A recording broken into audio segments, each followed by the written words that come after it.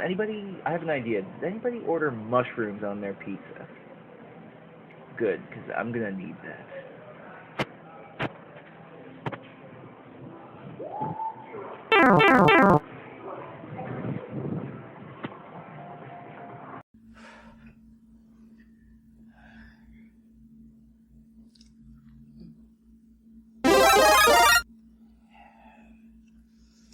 Never again. Never again. Gaming reviews done quick. The timer's ticking, so hold B to run through the 1-minute rundown. I'm Octrinity, your host, and my princess is in another castle. No, I'm not. I'm right here. Okay, I guess my princess is right here. This time we're running down to Super Mario Bros. The granddaddy of all platforming games has so many games that we'll have to cover a little at a time, but first we're back to the roots as a side-scrolling platformer. In almost every game, Mario and his friends are off to rescue Princess Peach from the game's main antagonist, Bowser. And this changes so little because it's never cared much for the story. Instead, it's a game that focuses first and foremost on the gameplay, where you'll have to go through a very large number of short levels whose challenge comes more from precision platforming than any enemies. Mario in his most basic form doesn't have too much going for him aside from a high jump that will defeat most enemies if he jumps on top of them. But he can get power-ups to expand on that, usually including a fire flower that gives him a projectile attack and some variation of being able to fly or descend slowly through the air. Let's jump into it. Before going to the games everyone remembers, we'll start with the prehistory you forgot about until you saw the first clip here. This is a single-screen platformer in which Mario and Luigi clear each round by bumping all enemies from below, then kicking them off the level. You've got your basic turtle enemy that you'll probably try to stomp and quickly lose a life over, a crab that takes 2 hits to flip, a fly that jumps and can only be hit when on the ground, an ice puff that freezes over a platform, and a few fireballs that will keep you from camping out around the same spot and will probably be responsible for most of your deaths. You've got the POW block at the bottom that hits everything, and every so often you'll play a bonus level that challenges you to collect 10 coins in 20 seconds, and that's the whole game. Oh yeah, and every level has the same basic setup, and there's barely any air control.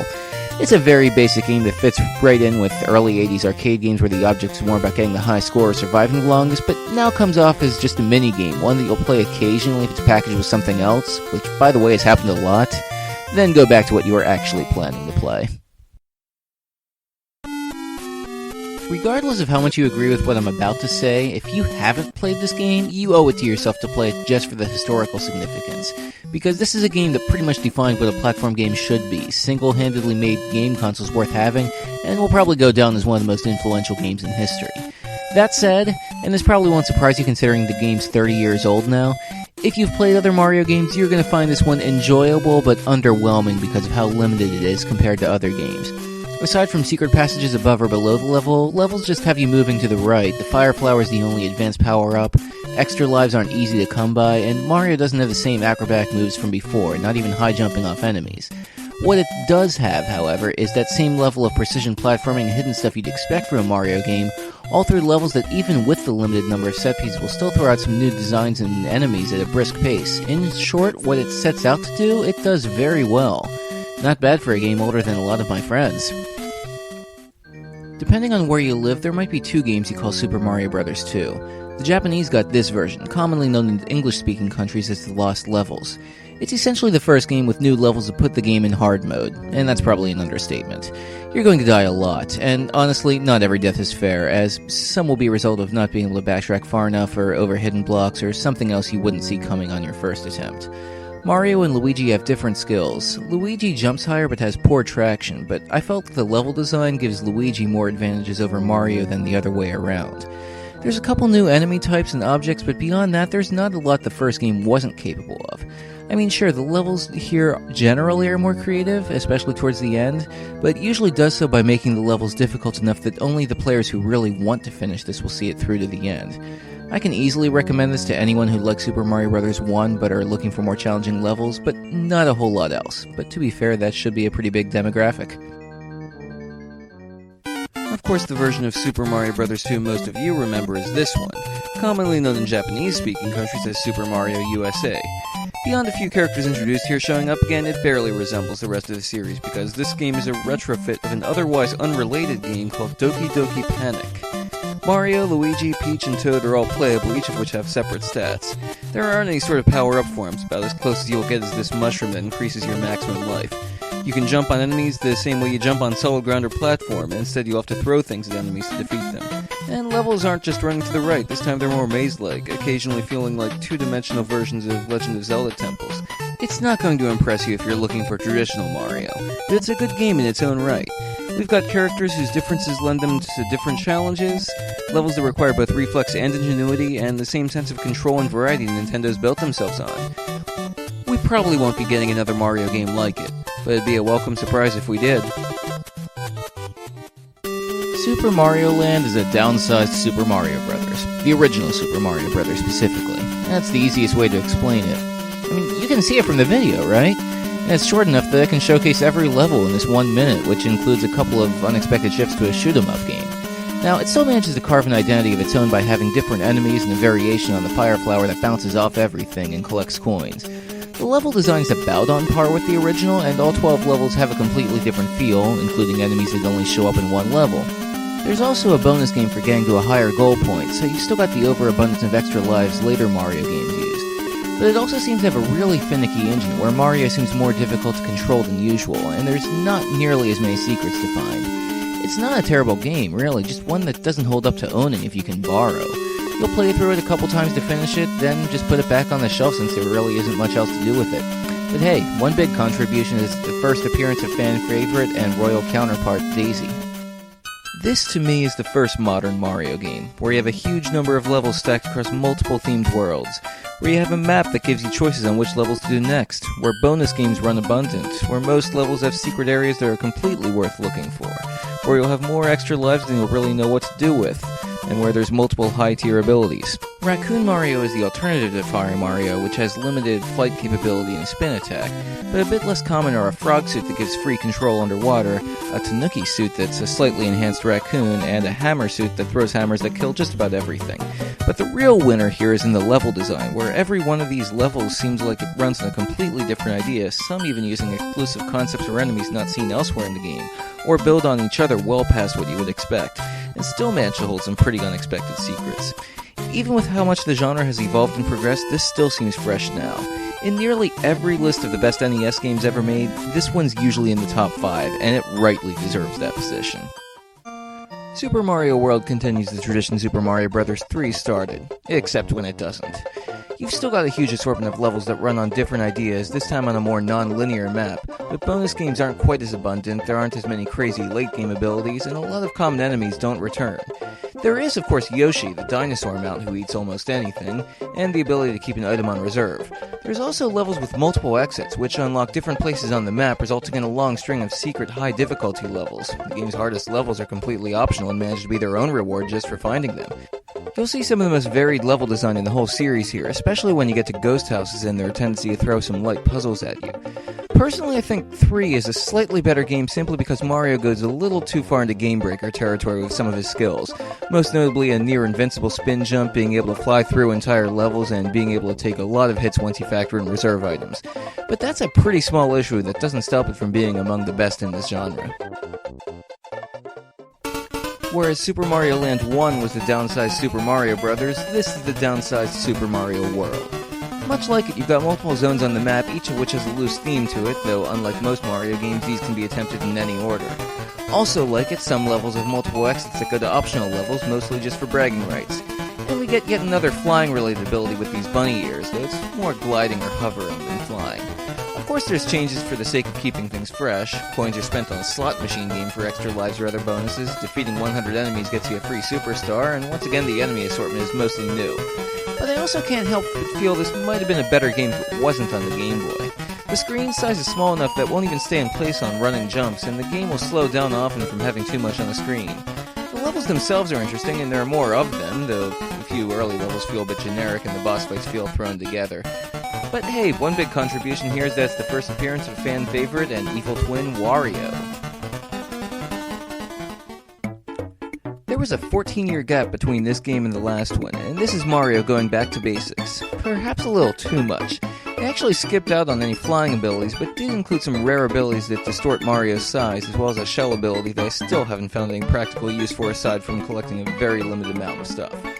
Mario brings forth a few of the special skills he had in 3D games like ground pounding and wall jumping, And there's a side goal of collecting 3 star coins in each level, which can sometimes be used to unlock certain paths on the map. The secret exits from before also show up. Beyond all that, this is Mario as we remember him, complete with level design usually tougher than the enemies wandering in them, and a large assortment of optional content, in part from only 68 worlds being needed to clear the game, though it's not particularly difficult optional content.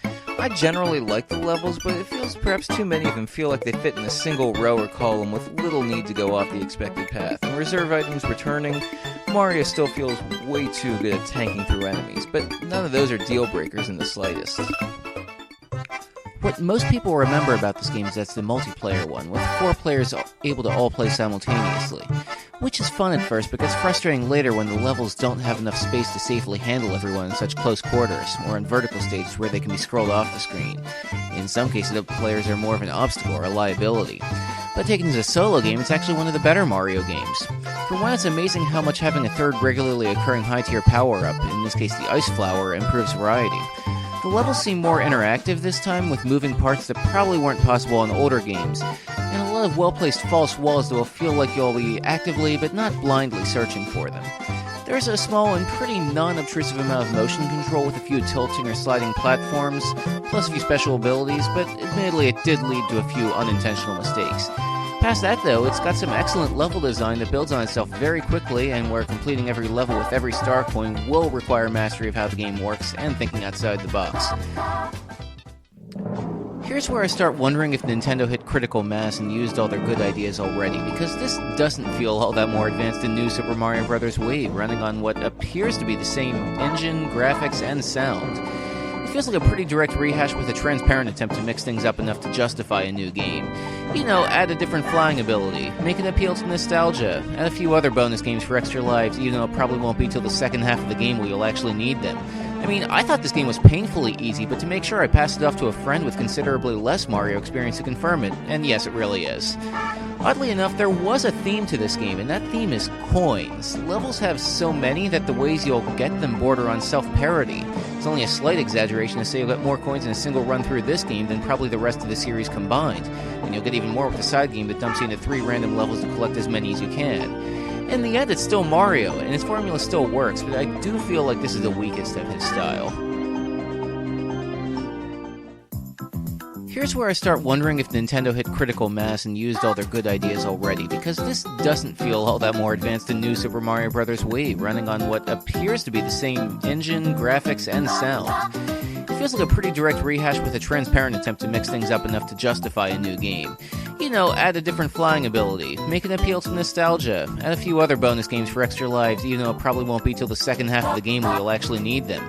If you haven't noticed, my commentary up until now is copied directly from a minute ago because my initial reaction to the game really was that similar. My later reaction when I went back to do this review, though, is that's pretty much on par with New Super Mario Bros. Wii. It feels like it uses a lot of the same level concepts, just moved around some, but they're different enough to justify another purchase, and any sort of motion control is significantly downplayed.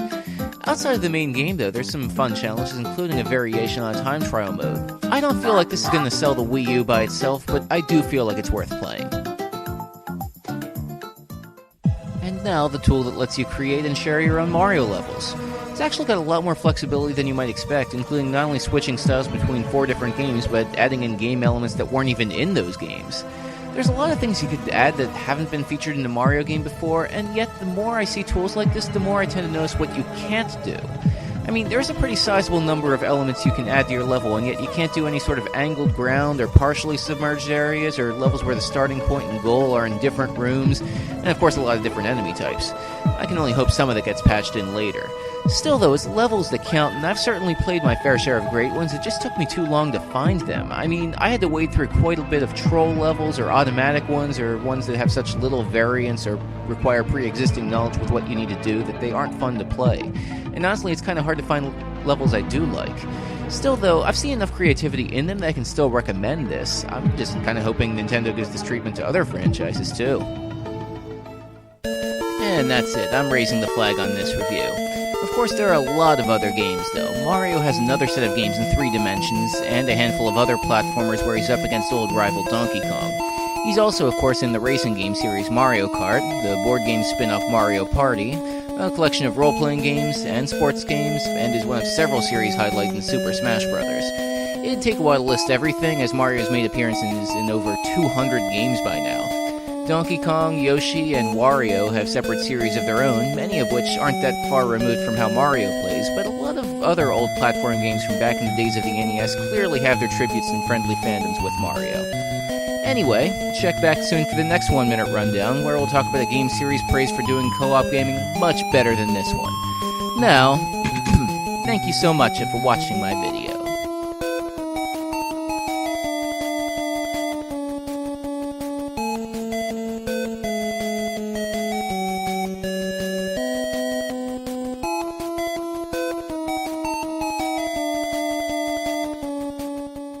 So I meant to ask, after I left the restaurant, how'd the rest of you guys get out? Back door. There was a back door? Yeah, it was literally right behind where you were filming. All you had to do was turn. You didn't see that? Why?